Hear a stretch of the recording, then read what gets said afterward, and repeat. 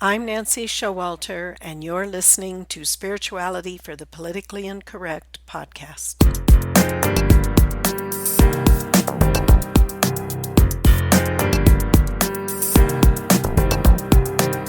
Welcome, all radical paradigm shifters and creative change makers. You who dare to create a better life and a better world. Tap into the power that resides within you and use that power for constructive change.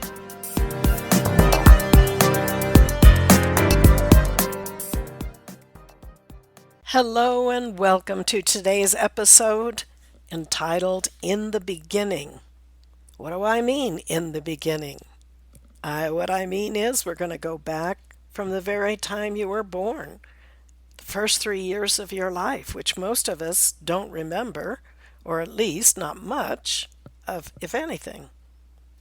Nevertheless, research has shown that what we experience and learn from our parents and environment those first 3 years influences the rest of our lives.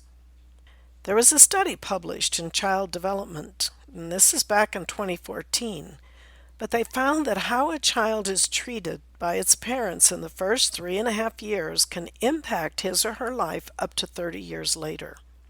This includes impacting education, social life, and romantic relationships. So now, interestingly, the study showed that babies and toddlers that were raised in supportive and caring home environments were more likely to get along with their peers, do better on standardized tests later on, and were more likely to attain higher degrees as adults. Keep in mind, in those early years, we're like little sponges that absorb everything around us, even the feelings and attitudes of our parents, not just what they say and do. And as we grow older and learn to talk, then we also hear what our parents, teachers, people on television, religious leaders, etc. are saying, which of course is also absorbed by us. During these years of growing up, we also learn attitudes about money. Your parents may or may not have discussed money in front of you. Nevertheless, there is a general attitude that pervades a home. And if they did not discuss money with you, then that also teaches you something. Is money not important? Is it a taboo or secret subject? Believe it or not, some parents have a shroud around the subject, and even if it's discussed, it's always somewhat of a mystery to the rest of the family. For my family, I know money was considered a private thing, and it was not discussed openly with friends or neighbors, or even with extended family. Now, on the other hand, maybe your parents argued and fought about money.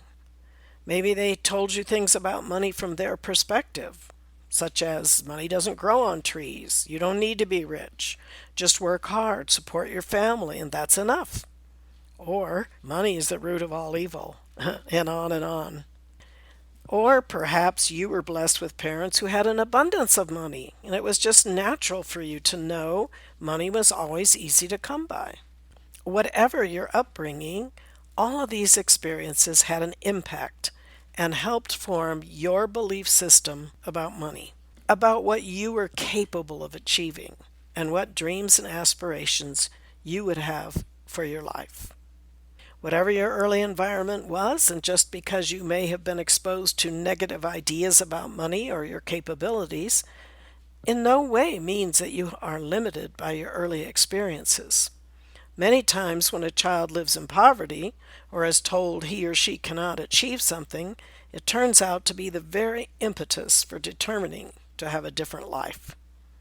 So all I'm trying to say is that as you go forward to achieve your dreams and goals, you need to take a look at your subconscious beliefs that you learned as a child that might be either holding you back, causing you to reach a ceiling on your accomplishments, or are actually causing you to sabotage yourself as you get close to achieving your dreams. Much of these very early experiences are not even in your conscious mind. Rather, they are unconscious beliefs formed before you had the intellectual capacity or the direct experience to choose for yourself what you believed about money. So let's think back. What specifically did you hear from your parents or guardians about money? Think back to some of their favorite expressions. especially when you were asking them to buy you something or when you wanted a raise in your allowance. Did they buy you just about whatever you wanted? Did they go on about how money doesn't grow on trees and you have to work hard and struggle to earn money? Did they give you an allowance without doing anything to earn it? Or did you have to do chores you had to accomplish in order to earn your allowance? Then take a look at how you currently feel about money and consider how your early experiences may have influenced you. Do you believe you have to work hard and struggle to earn money? Or do you think you shouldn't have to work hard? Are you willing to work? Or do you tend to want everything handed to you? Do you stick to a job when it gets tough, or do you give up when things get challenging? Perhaps even your parents felt like they were victims of the system. Rather than making the system work for them, or rising above the limitations of what they perceived in the system, they let that become their limitations. Or maybe they achieved in spite of the system and any other limitations upon them. So you have to ask yourself, how do you feel about the system? Do you feel like you're a victim of forces beyond your control? When it comes to being rich, it's important to consider what your parents thought about and said about people that were rich. Maybe they themselves were rich. How did they feel about that? Amazingly, some people who have plenty of money and don't really want for anything do not feel like they're rich. Or they fear losing what they have. If your parents weren't rich, how did they feel about people who were rich? Did they admire them and aspire to achieve also? Were they satisfied with where they were and just considered being rich to each his own? It's not important to me. So how important is being rich to you? Is it a driving force for you? Not important to you? Or just part of an abundant life that everyone deserves? Again, did your parents resent the rich? Did they think and say that rich people are selfish? All of these attitudes are influential on the young minds and consciousness of children. And they are particularly important in that this subtle programming could be holding you back from becoming rich or wealthy or living the abundant life, however you want to call it.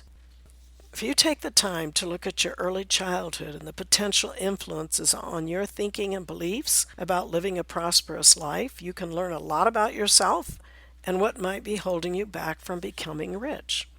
So let's take this week and jot down in your journal or just on a piece of paper, what were the things you heard as a child from parents, society in general, school, whatever, church?